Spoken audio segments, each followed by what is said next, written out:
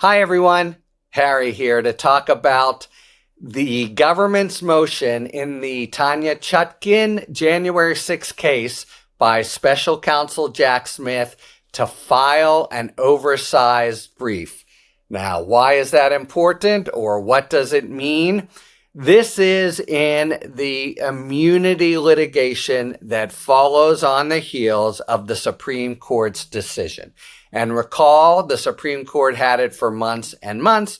It went back to Judge Chutkin, who said, what are we going to do here to the parties? And they had very different plans. She largely accepted the government's plan, and the government has a brief that it has to file September 26th, Thursday. Then Trump responds and the DOJ replies. Now, by normal operation of rules, an opening brief in a motion like this is limited to 45 pages. So if you're going to go longer than 45 pages, you need to get the permission of the court and you file a motion. Often you'll just file it when you proffer the oversized brief, but not here, because the 45-page limit the government proposes to exceed to have 400% of that, or 180 pages. That is a behemoth brief any way you slice it, and it says a lot about what we're going to be seeing going forward in the decision by Chutkin of what in the complaint is potentially immune and has to be excised and what isn't.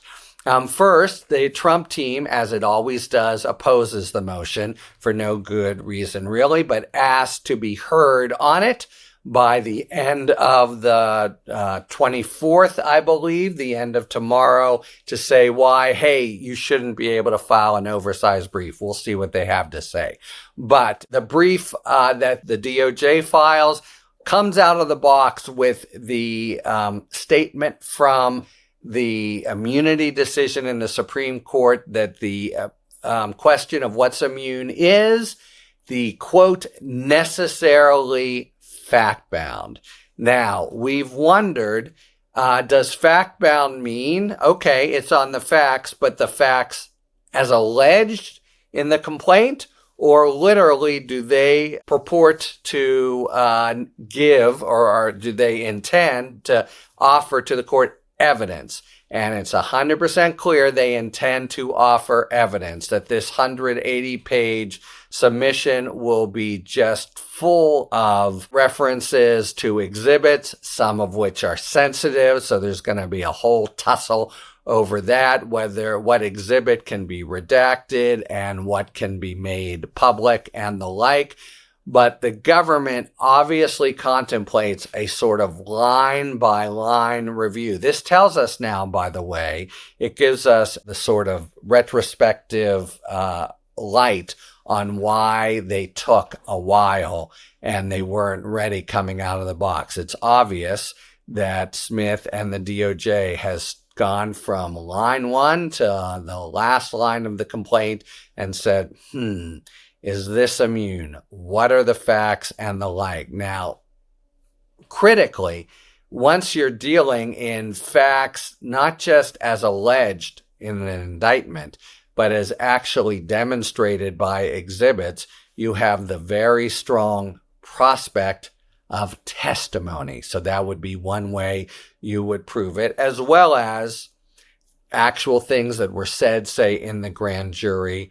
And that means the parties will be engaged over specific evidence.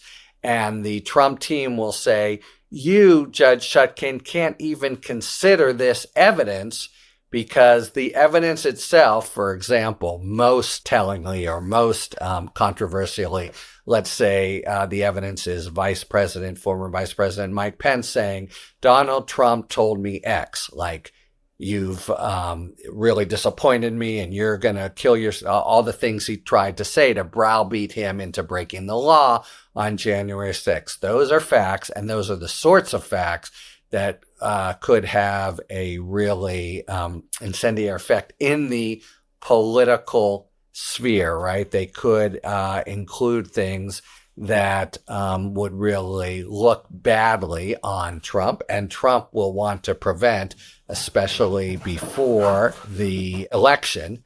And they're going to file this just before the election, about a week before. So there'll be a whole fight where Trump will say, you can't even consider this, Judge Chutkan. They can't even proffer it to you because we are immune this very piece of evidence. Indeed, they've already telegraphed, has the Trump team, that they're going to file a motion to dismiss this indictment, which, recall, is a superseding indictment, a whole new one, because the grand jury heard evidence, actual evidence, probably hearsay evidence, that is, Mike Pence told me X, that they say is immune, and that infects the entire thing. So they're going to be going really full-bodied and reading the immunity decision for everything it could be worth, including an injunction against any consideration, airing, public revelation, anything of the like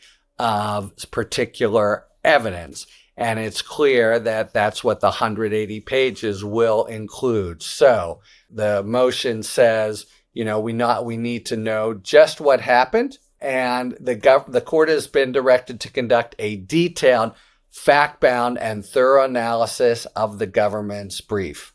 And we're going to have brief, exhibits, a lot of sensitive material, so a motion filed under seal and the like.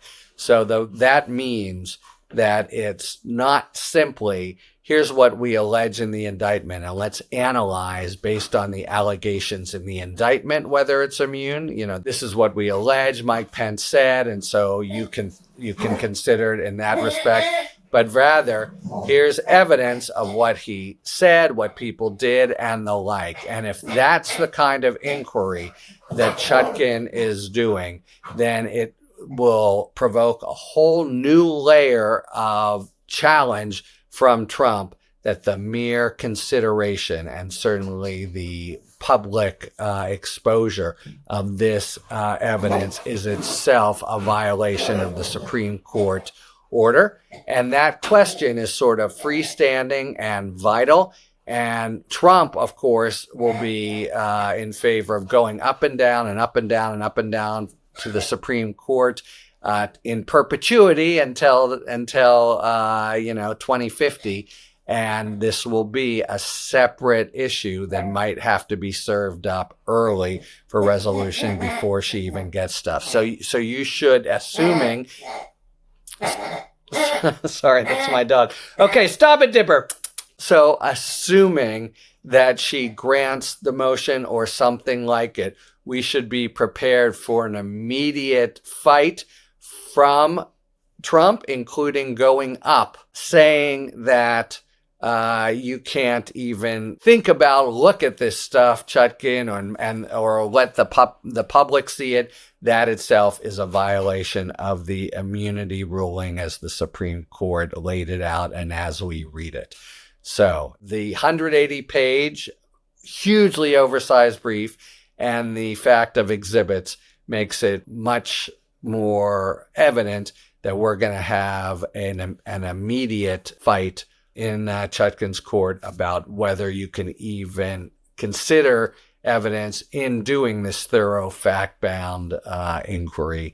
So stay tuned for that. Talk to you later. Thanks for tuning in. If you enjoyed this video and other Talking Feds content, please take a second to like and subscribe. Talk to you later.